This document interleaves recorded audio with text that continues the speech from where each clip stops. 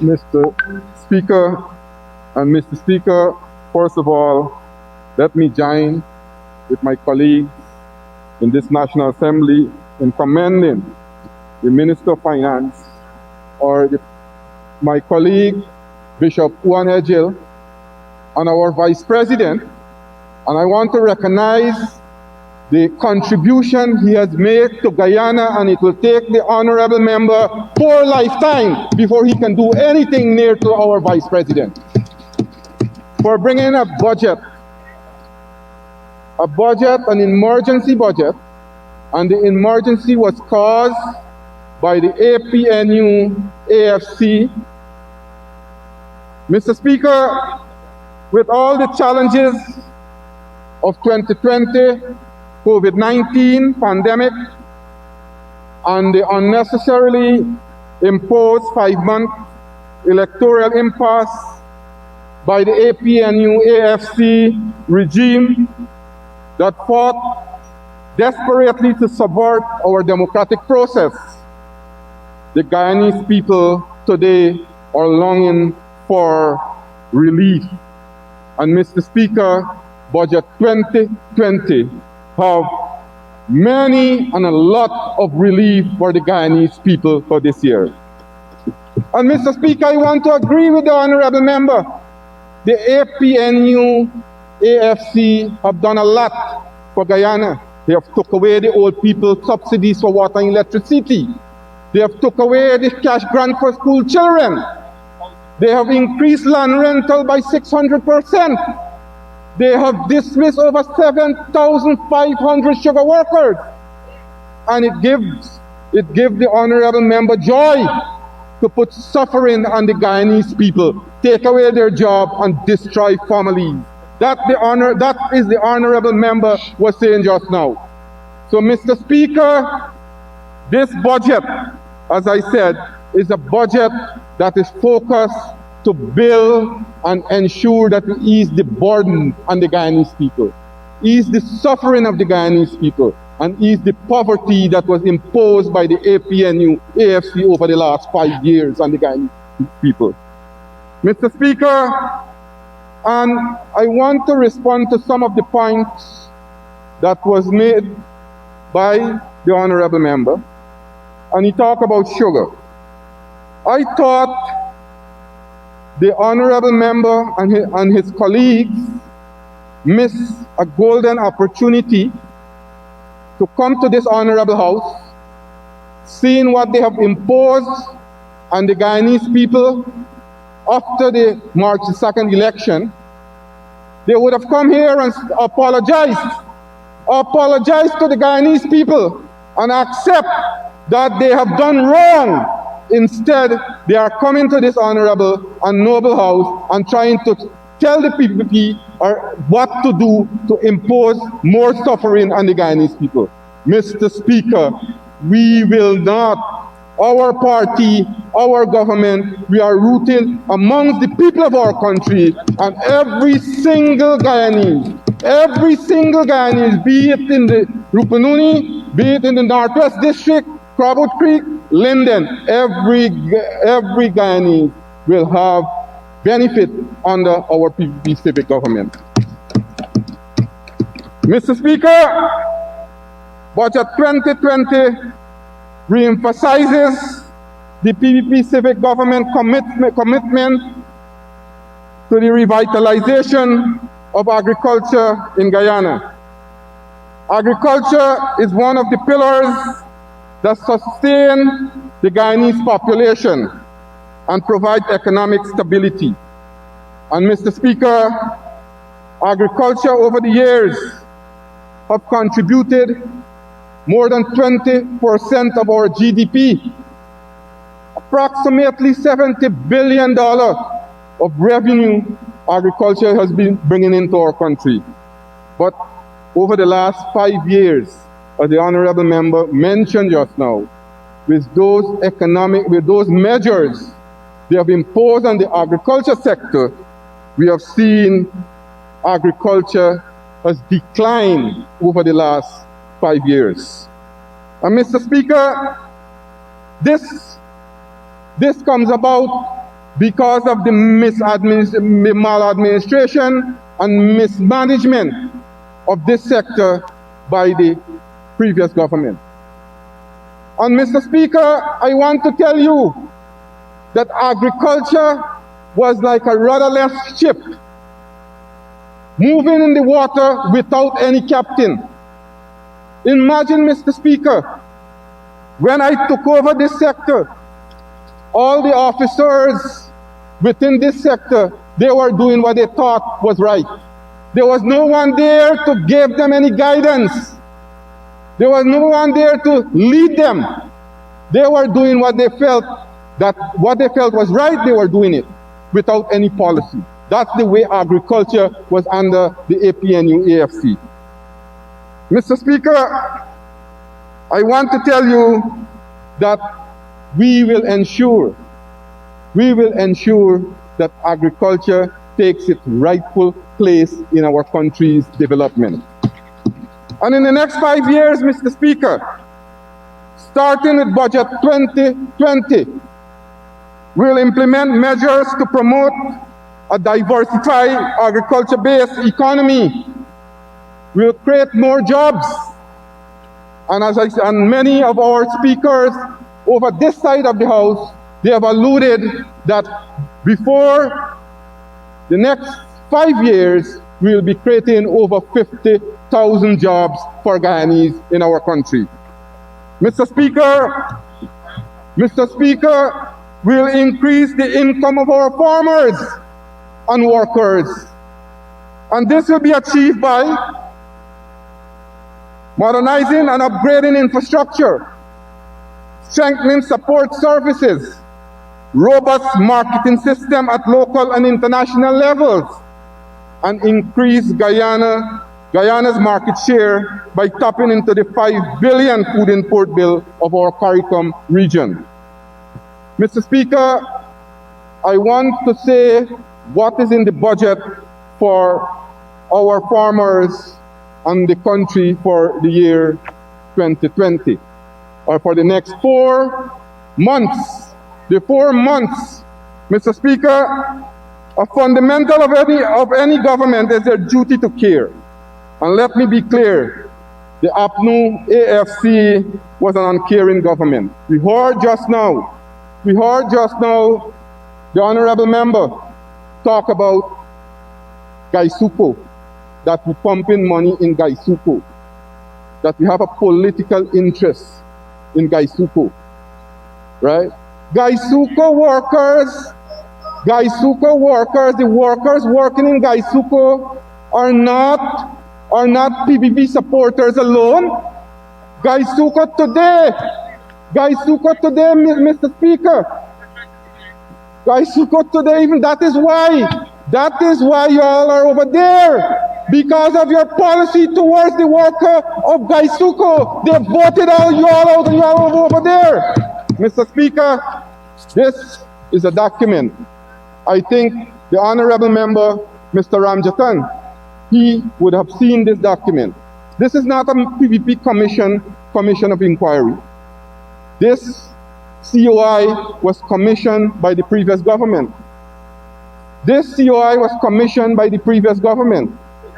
And Mr. Speaker, this cost the Guyanese taxpayers over $100 million. And Mr. Speaker, I would just want to quote two lines from this COI.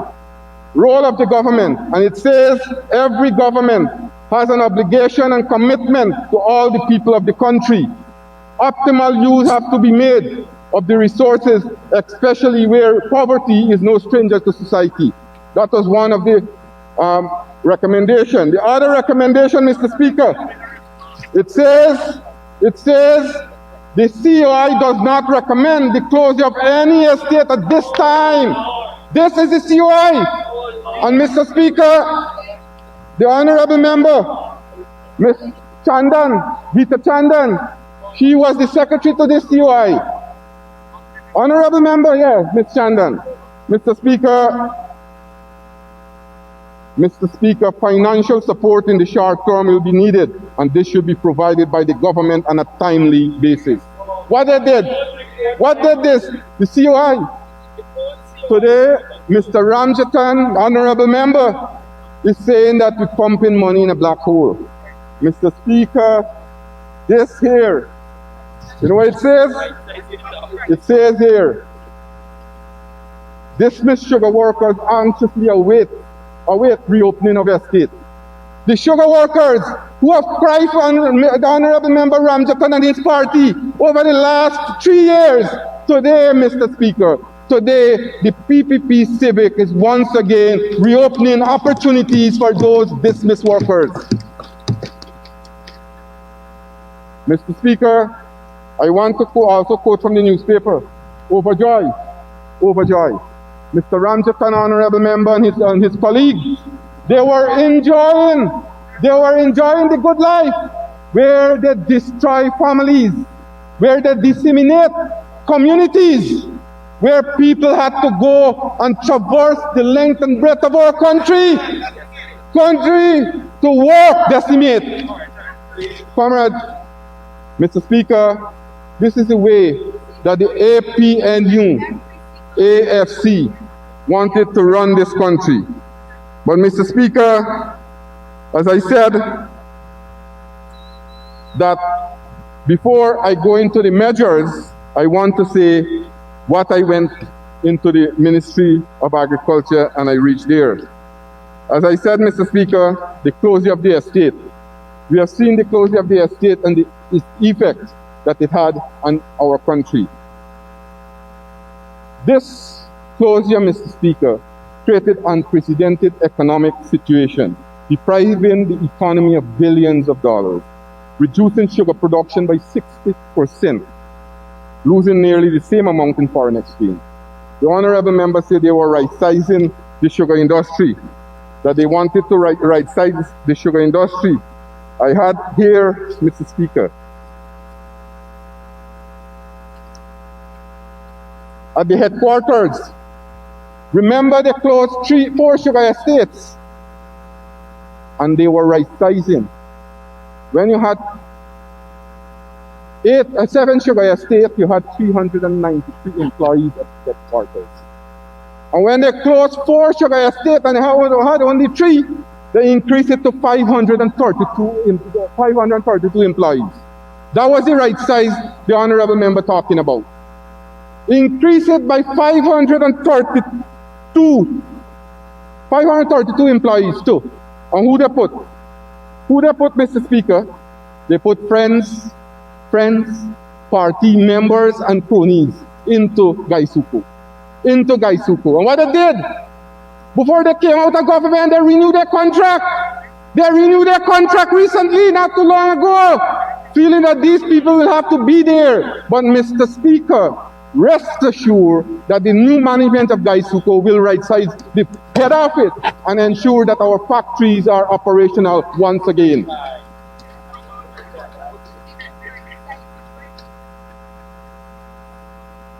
Mr. Speaker, when you look at the rice sector was in a crisis. And the member talked just now about the MMA scheme. The MMA scheme, Mr. Speaker, and let me tell you something, I have here, we intend to put monies in people's pocket, especially ordinary people of our country. And Mr. Speaker, with the reduction or the reversal of DNI charges in that scheme alone, for the Abari area, 30,800 acres, each farmer will save $5,500 per acre. That will give $169,400,000 back in the farmer's pocket. Those are the money that the APNU AFC were taken out from the scheme. Mr. Speaker, in the Mahaika Maikoni block, 30,000 acres, the farmers there will be saving $5,500, a total of 165 million Guyana dollars were taken out from the farmers' pocket. How production will increase? How will have our farmers produce? That was why we have this kind of poverty in our country. Mr. Speaker, total saving for DNI leases, DNI charges, $616,400,000 the farmer will save from DNI charges. And the cattle pasture, Mr. Speaker, the cattle pasture, 35,000 acres, the cattle farmers will be saving $70,455,000. When you add this sum, these sums were taken away from the farmers by the government without any development in the scheme. So, Mr. Speaker, these were the pressure that the government, the previous government, they were putting on the farmers. And when you look at the infrastructure in the MMA, it was dilapidated. All the canals, 620 miles of drains and canals were neglected. 620 miles of drains and canals were neglected, Mr. Speaker. You know why? Because they didn't have the interest of the farmers at heart. Although they increased DNI charges, although they increased fees, they neglected the farmers. When we got into government, we had to do an emergency budget for $92 million, and today farmers are having their canal cleaned by the PPP civic government and NDIA. Mr. Speaker, also the rice farmers and other cash crop farmers in the Hope Estate were not spared of these draconian fees. Mr. Speaker, land rent skyrocketed by 500% in the Hope Estate. That scheme, farmers who were paying $3,000 per acre were asked to pay $15,000 per acre.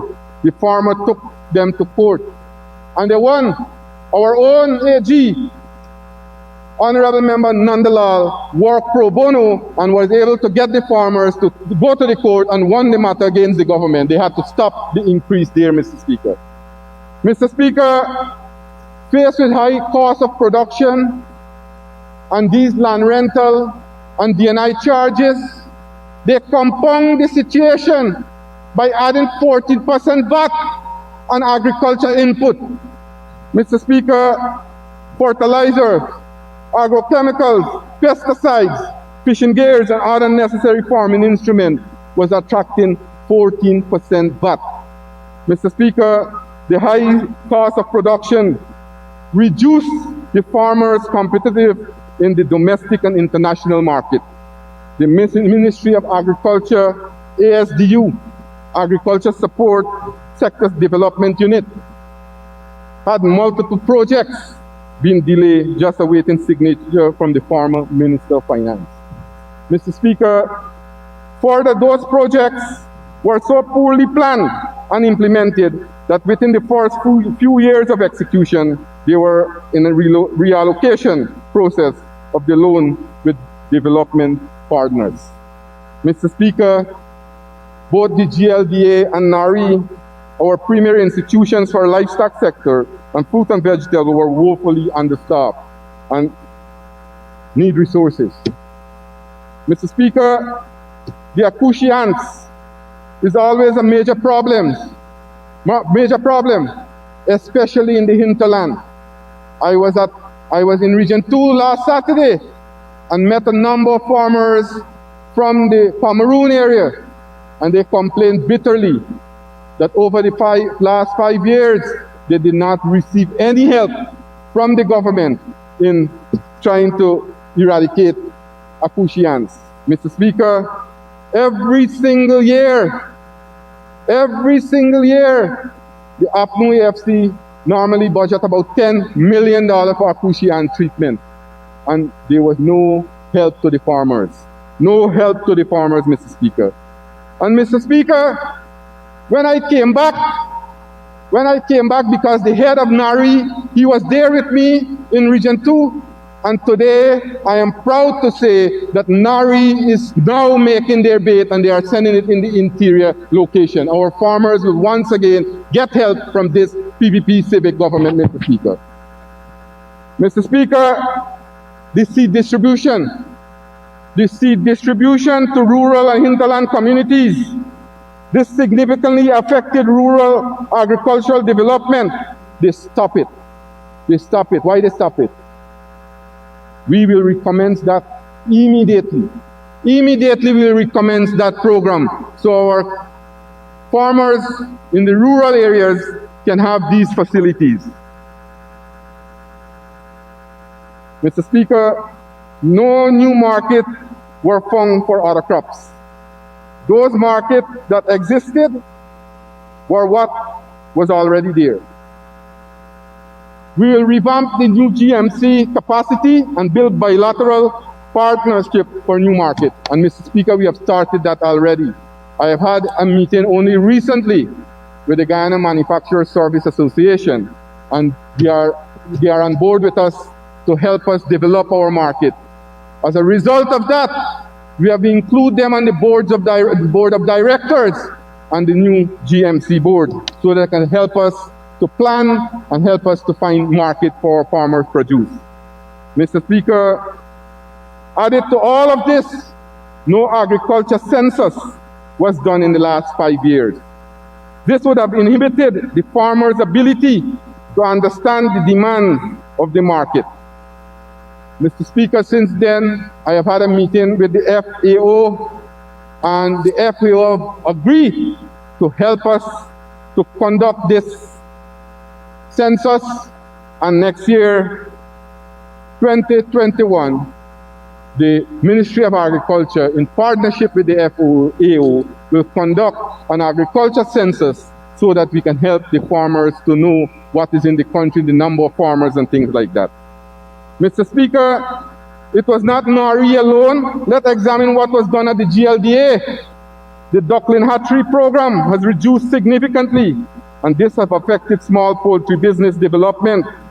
Mr. Speaker, we will work to resuscitate the livestock industry by improving the genetic stock and breeding and hatchery program. Mr. Speaker, there are a number of other problems.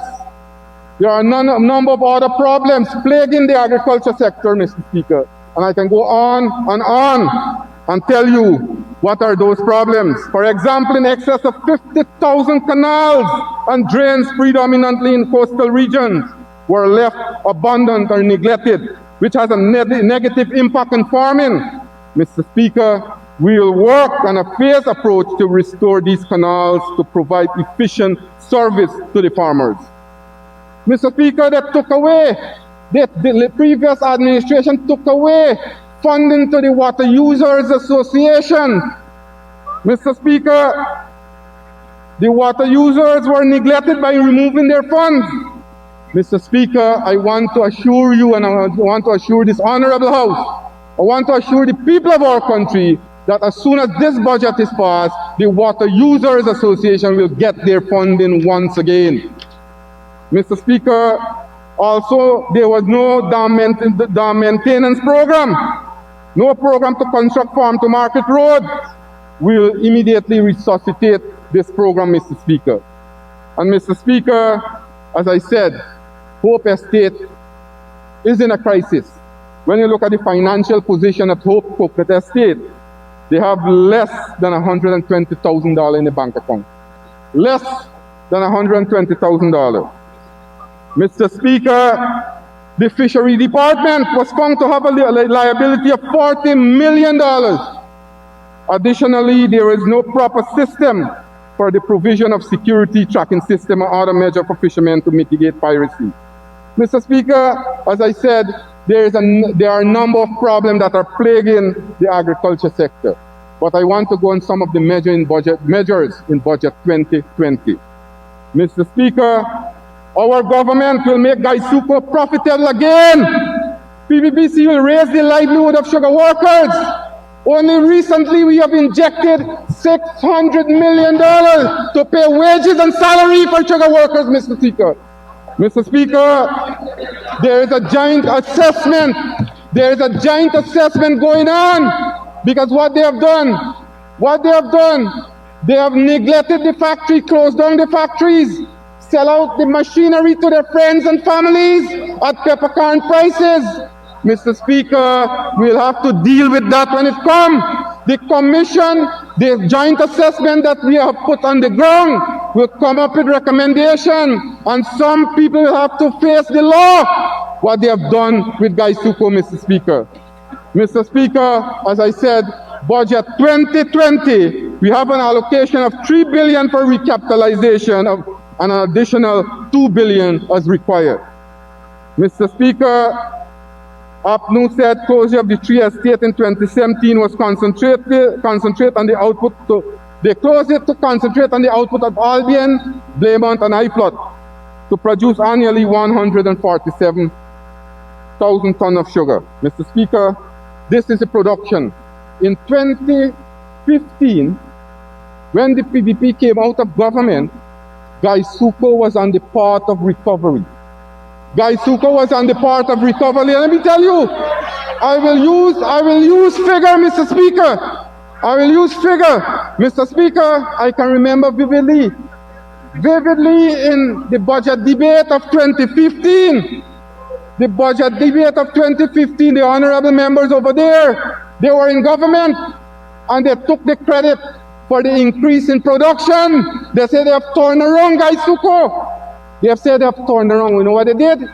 They reaped the benefit of the PVP when we were in government, and they say, you know how we did this. They like to take credit for other people's work. They like to take credit for other people's work. And let me quote, Mr. Speaker. In 2014, Gaisuko produced 216,000 tons. In 2015, 231,000 tons. In 2016, 183,000 tons. In 2017, 137,000 tons. In 2018, 104,000 tons. In 2019, they have produced the lowest ever production of 92,000 tons. And Mr. Speaker, sugar production to date stands at 50,211 tons, and Gaisuko again will not able to make their target. You ask the General Secretary of GAU. They have just put out a statement and said Gaisuko production for this year will be the worst production ever in the history of the country, thanks to the APNU, AFC who are in government.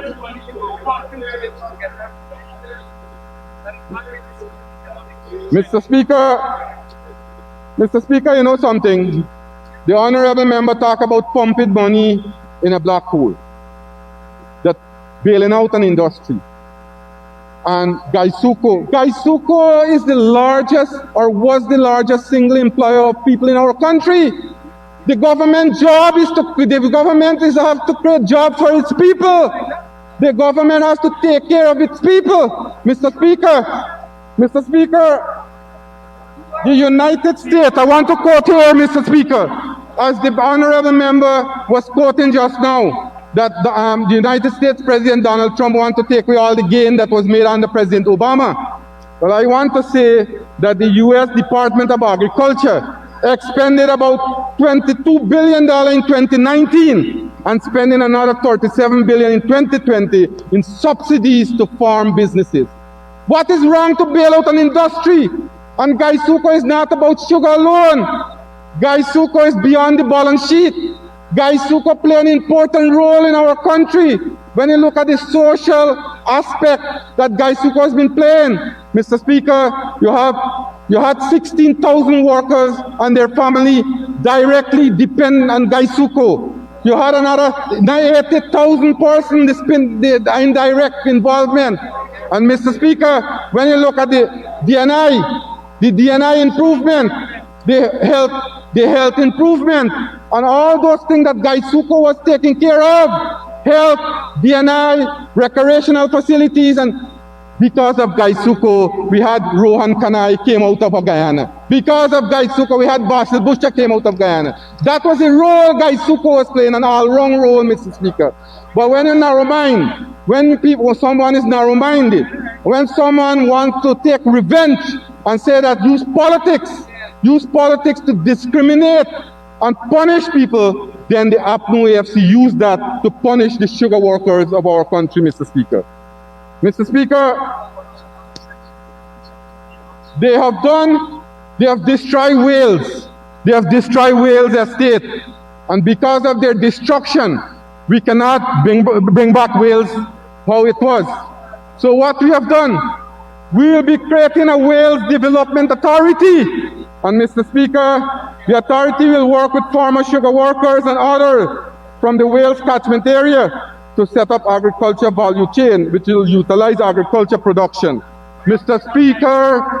Speaker, this Wales Development Authority will create over 3,000 jobs for the people in the West Bank and catchment area over there. Mr. Speaker, as I said, providing jobs for Guyanese must not be seen as political. A government must provide jobs so that workers can provide for their families in an effort to reduce poverty and to allow the growth of the local and national economy. Mr. Speaker, the rice industry. The rice industry is one of the most important industries in our country.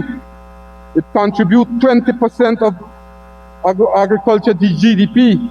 And Mr. Speaker, we'll continue to support the rice industry. We'll continue to support the rice industry through expenditure in drainage and irrigation, research and development, extension services, marketing, and financial support.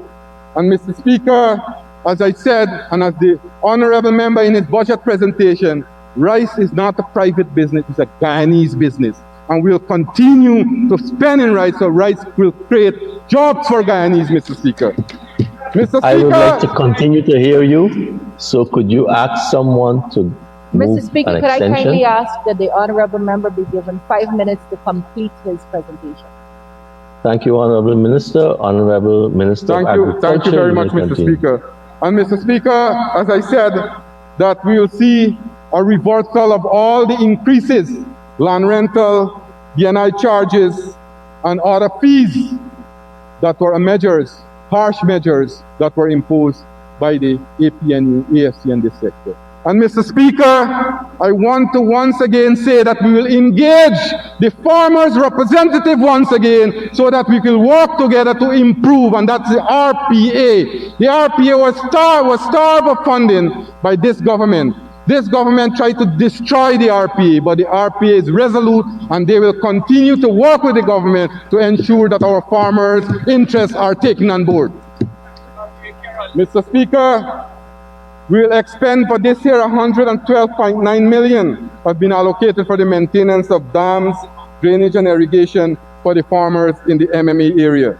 Mr. Speaker, Budget 2020 will see the extension of the Anvawak Access Road worth $25 million. $29 million have been budgeted to do dams, emergency work, so that the farmers can bring out their produce. Planners are trained to increase the value of export with new markets. Mr. Speaker, we will ensure farmers' interests are first and foremost when we're dealing with the buyers. We don't want another Panama crisis. And probably the honorable member will tell you that the Panama has owed our millers and farmers $1.9 billion, and they have done nothing to recoup that money. I am happy to report in our first week in government, we have contacted the Panamanian authority. They have agreed to pay the money with interest, and they say they will continue the rice deal. That's the way a government works. That's the way a government works, Mr. Speaker. And Mr. Speaker, we will see development in all facets in the agriculture sector.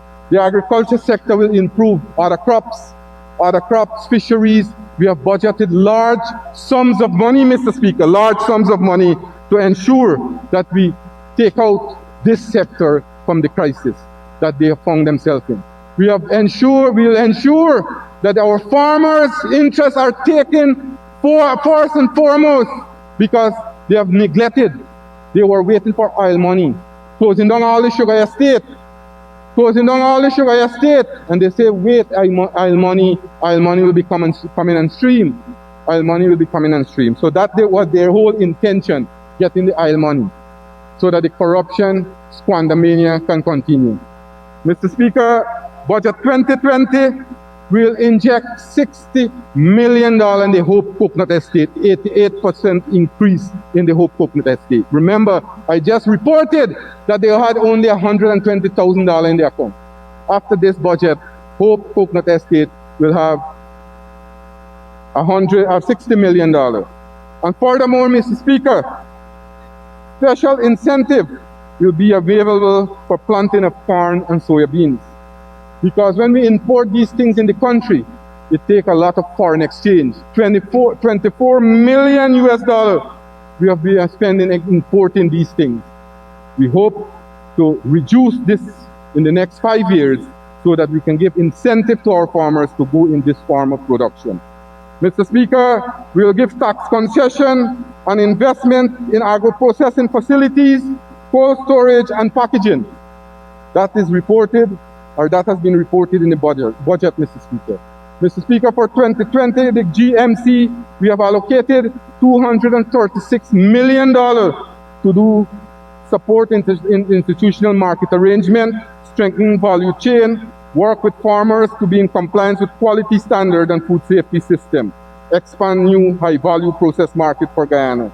Mr. Speaker, the GLDA will be given $750.5 million to ensure that they improve system at the Guyana Livestock Authority. Mr. Speaker, this is not bailout. This is taking care of the needs of the people of the country. This is not bailout. The government focus must ensure that we ensure companies on the right track so that they can create wealth. What are you doing with the money, Mr. Speaker? Spend it on a shell that you all did at Lindendal, the Ocean View Hotel, with $1.7 billion. You're not wasting the money there, but you're wasting the money to give the sugar workers, the farmers, and the other workers. That's the mentality of the AP and UAFC. That is why you all are over there. And you will not again, God forbid me, you will not again come back again in government for a very long time to come. For a very long time to come. So, Mr. Speaker,